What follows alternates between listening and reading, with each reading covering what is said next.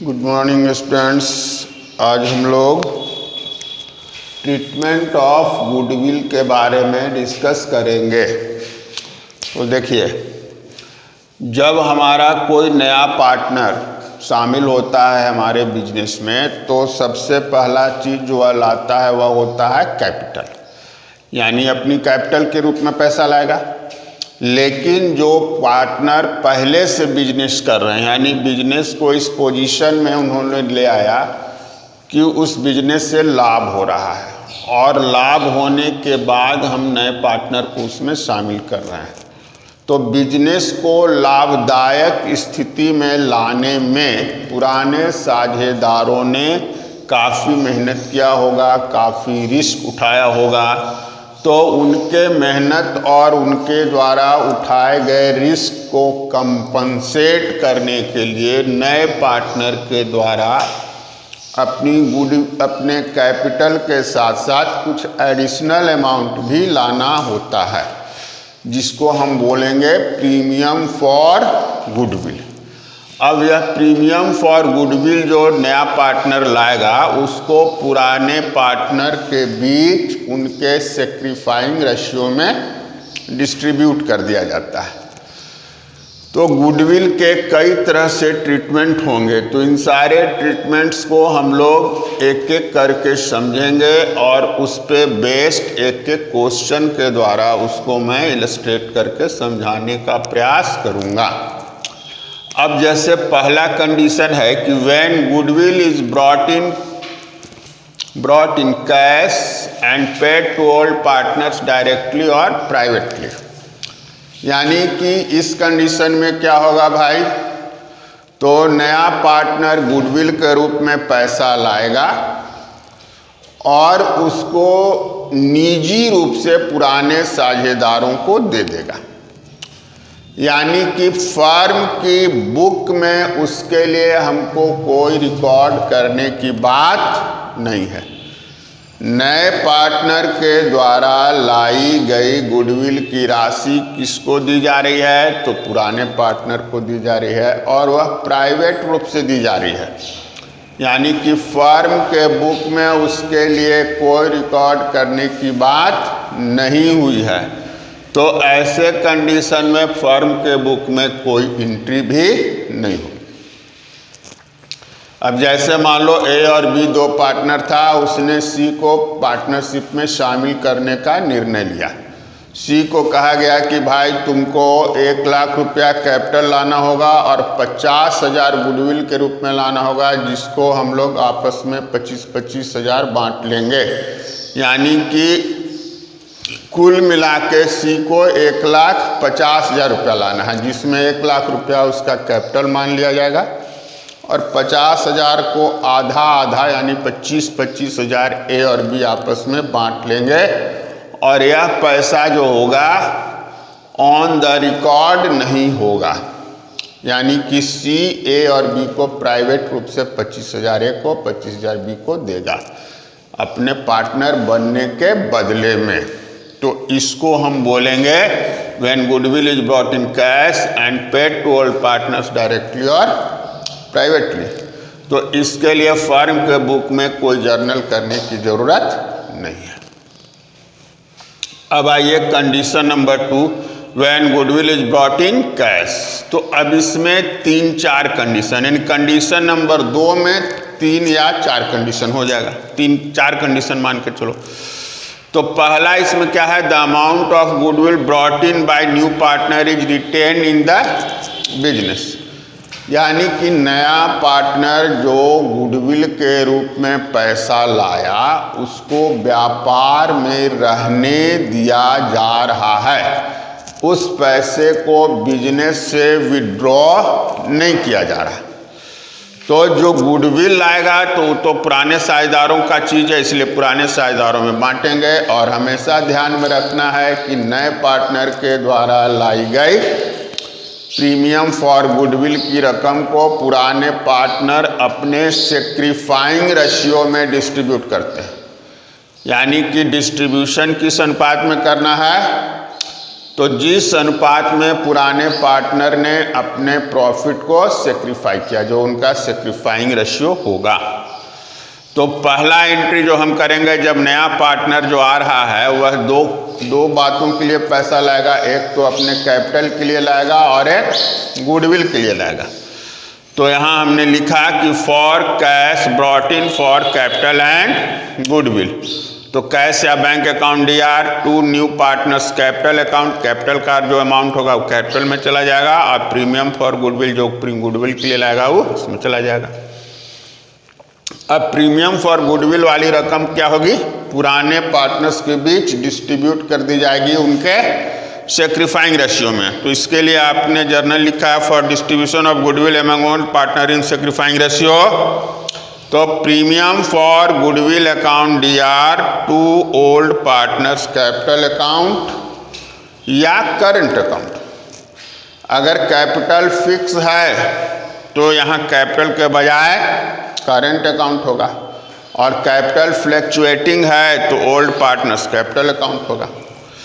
तो इसको ध्यान में रख लेना है। अब इसी दो काम को हमको करना है। तो इस पे आधारित एक सम, यानी कि जब गुडविल नए पार्टनर के द्वारा लाया जाता है और उसको बिजनेस में रहने दिया जाता है, तो ऐसे सम को हम कैसे सॉल्व करेंगे, तो यही दो जर्नल हमको करना है। तो आइए क्वेश्चन हम देखते हैं। क्वेश्चन बोलता है कि A and B are partner sharing profit in the ratio of 3 and 2. They admitted C for 1/4 share in profit. C brings ₹10,000 for his capital and ₹10,000 for goodwill. यानी C 20,000 ला रहा है, जिसमें 10,000 उसका कैपिटल है और 10,000 रुपया उसका गुडविल का अमाउंट है। आपको बोलता है pass journal entries in the books of firm assuming goodwill retained in the business. यानी यह मानकर आपको करना है जर्नल कि गुडविल की रकम व्यापार में रहने दी गई। गुडविल के लिए जो 10,000 रुपया C लाया, उसको A और B बिजनेस में ही छोड़ दिया है, उसको बिजनेस से ड्रॉ नहीं किया है, नहीं निकाला है। तो सबसे पहले जो 20,000 रुपया लाया, जिसमें 10,000 कैपिटल है और 10,000 गुडविल है, उसके लिए एक एंट्री कर लिए हम लोग cash account DR to C's capital to premium for goodwill. चूंकि हमारा जर्नल था cash account DR to new partner मतलब मेरा C है, अब premium for goodwill as it is रह गया। इसके बाद इस प्रीमियम को 10,000 को फिर हम A और B में डिस्ट्रीब्यूट कर देंगे उनके सेक्रीफाइंग रेशियो में। तो हम लोग करेंगे premium for goodwill to H capital to B capital. अब 10,000 को हम सेक्रीफाइंग रेशियो में डिस्ट्रीब्यूट करेंगे, तो सेक्रीफाइंग रेशियो यहाँ पर वही हो जाएगा जो ओल्ड रेशियो है। चूँकि जो C को 1/4 दिया जा रहा है वह पूरे बिजनेस से दिया जा रहा है, यानी C का 1/4 जो हुआ वह A और B किस रेशियो में दे रहा है, तो 3:2 में दे रहा है। यानी जब हमारे क्वेश्चन में यह क्लियर नहीं किया गया हो कि नया पार्टनर को जो हिस्सा मिल रहा है उसमें से इतना परसेंट A दे रहा है, इतना परसेंट B दे रहा है, इतना भाग A दे रहा है, इतना भाग B दे रहा है, ऐसा कुछ मेंशन नहीं हो, तो हम लोग का जो ओल्ड रेशियो होता है वही हो जाता है सेक्रीफाइंग रेशियो। जैसे इस क्वेश्चन में बोलता है कि C को जो 1/4 दिया गया, उसका 2/12 A देगा और 1/12 B देगा। 2/12 A देगा और 1/12 B देगा। अगर ऐसा बोला जाए तब तो हम A के हिस्से में से 2/12 माइनस करते और B के हिस्से में से 1/12 माइनस करते, तो जो जितना देता उसका रेशियो निकाल देते हैं, यानी 2/12 टू 1/12, तो 2:1 हो जाता है सेक्रीफाइंग रेशियो। लेकिन जब out of business, out of firm profit हम देते हैं, इंडिविजुअल पार्टनर के हिस्से में क्या कमी आ रही है यह हमको नहीं मालूम होता है, तो ओल्ड रेशियो ही सेक्रीफाइंग रेशियो हो जाता है।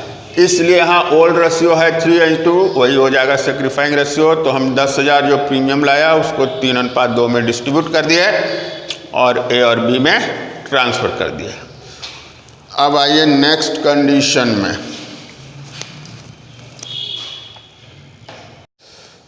तो देखो, अब एक कंडीशन है कि जब अमाउंट ऑफ गुडविल नया पार्टनर जो लाता है उसको पुराने साझेदार व्यापार से निकाल लेते हैं। अभी हम लोग देखें कि जो नया पार्टनर लाया बिजनेस में प्रीमियम के नाम पे पैसा उसको हम लोग बिजनेस में ही छोड़ दिए थे, लेकिन अब बिजनेस में छोड़ा नहीं जा रहा है बल्कि विथड्रॉन बाय ओल्ड पार्टनर, जो भी उनका हिस्सा का गुडविल है वो लोग व्यापार से निकाल लेंगे। तो पहला तो हुआ कि कैश जो लाएगा उसके लिए एक एंट्री तो सेम रह गया, कैश या बैंक अकाउंट या to new partners capital to premium for goodwill. फिर इस प्रीमियम फॉर गुडविल को हम लोग को ओल्ड पार्टनर के बीच उनके सेक्रीफाइंग रेशियो में डिस्ट्रीब्यूट करना है, यह भी आईजीटी रह जाएगा। एक और एंट्री बढ़ जाएगा, थर्ड, यह पैसा जो इनके हिस्से में आया इसको ये लोग विड्रॉ कर लेंगे। तो उसके लिए हमारा एंट्री होगा ओल्ड पार्टनर्स कैपिटल अकाउंट दिया टू कैशर बैंक अकाउंट। तो अब इसी पे बेस्ड एक क्वेश्चन है, जैसे पहले वाले क्वेश्चन को हम लोग एज्यूम कर लेते हैं कि द फर्म हमको जर्नल करना है, एज्यूम करते हुए कि गुडविल जो है पूर्ण रूप से ओल्ड पार्टनर के द्वारा निकाल लिया गया। तो पहला जो नया पार्टनर पैसा लाया 20,000, जिसमें 10,000 मेरा कैपिटल था और 10,000 प्रीमियम था, तो उसके लिए एक एंट्री कर लिए cash account debit to C's capital to premium for goodwill. फिर इस प्रीमियम फॉर गुडविल को ओल्ड पार्टनर के बीच उनके सेक्रीफाइंग रेशियो में डिस्ट्रीब्यूट कर दिए। तो यहीं पे हम छोड़ देंगे, तो इसका मतलब हुआ कि गुडविल व्यापार में रहने दिया गया। और एक एंट्री अगर हम बढ़ा दें, जो हमारा एंट्री है जब पुराने पार्टनर बिजनेस से पैसे को विड्रॉ कर लेते हैं तब, तो उसके लिए एंट्री हो गया ओल्ड पार्टनर्स कैपिटल अकाउंट दिया टू कैश अकाउंट। तो ए और बी ओल्ड पार्टनर था, एज कैपिटल अकाउंट या बीज कैपिटल अकाउंट 6,000 जो इनके हिस्से में आया था, इन लोगों ने बिजनेस से विड्रॉ कर लिया।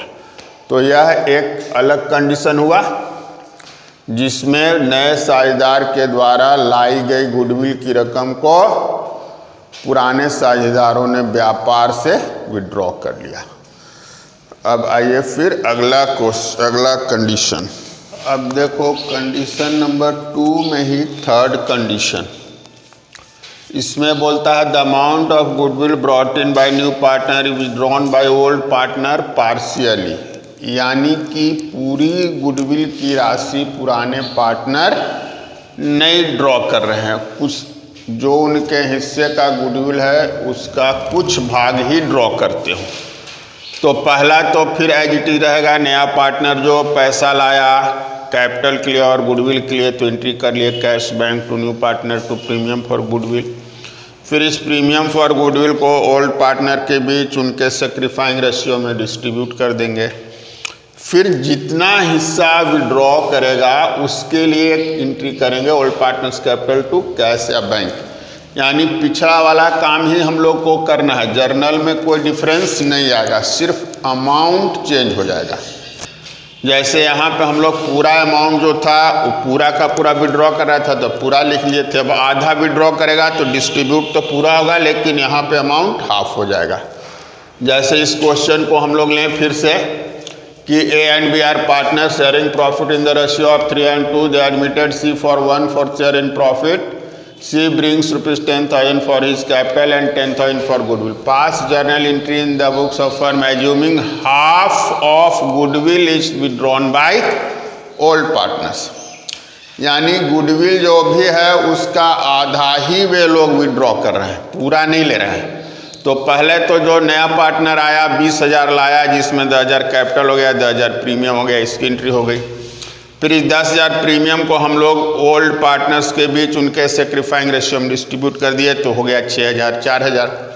यानी कि ए के हिस्से का गुडविल है 6,000 और बी के हिस्से का गुडविल है 4,000। अब ये लोग आधा विड्रॉ कर रहा है, तो 6,000 का आधा कितना हो गया 3,000, 4,000 का आधा कितना हो गया 2,000। तो इसके लिए एक विड्रॉवल वाला एंट्री हो जाएगा एज कैपिटल अकाउंट या बीच कैपिटल अकाउंट या टू कैश अकाउंट। तो ए के हिस्से का गुडविल था 6,000, उसका आधा वो ले लिया तो यानी 3,000। बी के हिस्से का था 4,000, ये भी अपना आधा निकाल लिया तो 2,000, यानी फर्म से कुल मिला के 5,000 रुपये निकला। तो एक एंट्री इसके लिए हम लोग कर दिए। तो यह था कंडीशन नंबर बी का तीसरा कंडीशन।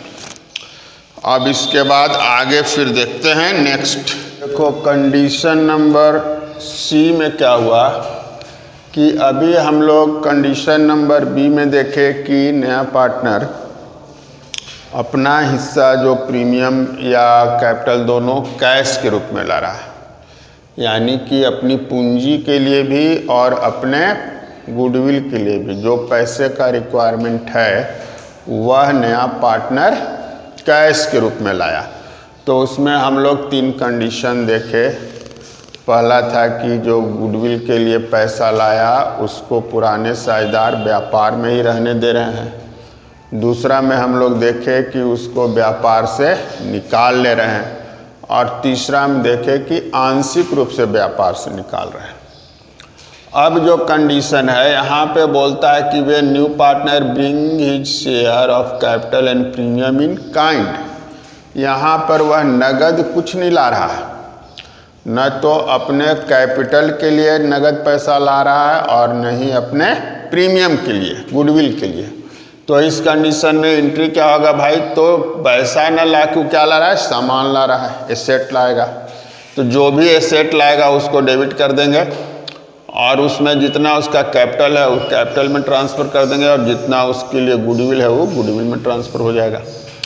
अब जैसे इसी पे आधारित क्वेश्चन देखो तो बोलता है A and B are equal partner, they admitted C for 1/6 share, the new profit sharing ratio is 3:1।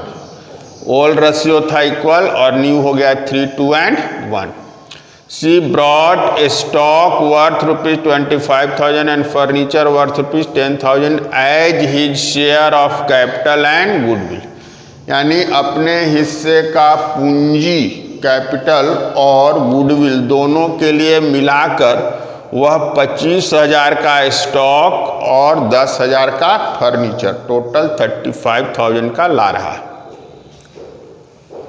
अब बोलता है goodwill of the firm is valued at ₹60,000। अब यहाँ पर जो 35,000 का लाया है इसमें यह क्लियर नहीं है कि उसका कैपिटल क्या होगा, उसका प्रीमियम का होगा। तो अब हमको पता लगाना होगा कि गुडविल में उसका हिस्सा क्या हुआ। तो इसी के लिए दिया हुआ है कि फर्म के गुडविल का वैल्यूएशन 60,000 किया गया है। तो अब हमको 2 बात ध्यान में रखना है कि जो भी वह प्रीमियम के रूप में उसके हिस्से का होगा उसको पुराने पार्टनर में उनके सेक्रीफाइंग रेशियो में हमको डिस्ट्रीब्यूट करना होगा। तो हमको जब मालूम है कि ओल्ड रेशियो भी मालूम है और न्यू रेशियो भी मालूम है, तो पहले हम सेक्रीफाइंग रेशियो निकाले। तो ओल्ड रेशियो ए और बी का इक्वल था इसलिए 1:1 हो गया। सी तो था नहीं, सी आया तब न्यू रेशियो हो गया 3:1। तो ओल्ड माइनस न्यू किए तो ओल्ड हो गया 1 + 1 1/2 और 3 + 2 + 1 यानी कि 3/6। ओल्ड माइनस न्यू किए तो ए का हो गया 0, इसलिए कि 3/6 यानी 1/2, 1/2 - 1/2 इसका खत्म हो गया। यानी कि ए अपने हिस्से का कुछ भी सेक्रीफाई नहीं किया। बी का देख रहे हैं तो बी का हो गया ओल्ड रेशियो 1/2 और न्यू रेशियो हो गया 2/6। तो 1/2 - 2/6 किए तो आ गया 1/6। तो 1/6 जो हमने सी को दिया वो किसने सेक्रीफाई किया? बी ने।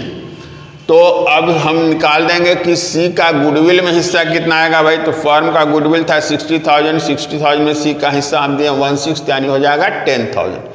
यानी कि सी जो लाया 25 स्टॉक और 10,000 का फर्नीचर, तो आउट ऑफ 35,000 10,000 उसका हो गया प्रीमियम और 25,000 उसमें से बच गया, वो हो गया कैपिटल। तो एसेट्स अकाउंट डीआर करेंगे, जो मेरा जर्नल बोलता है assets account DR to new partners capital to premium. तो एसेट्स के रूप में स्टॉक और फर्नीचर है, दोनों को डेबिट कर दिए। सीज कैपिटल 25 और प्रीमियम फॉर गुडविल 10। ई 25 कहाँ से आया?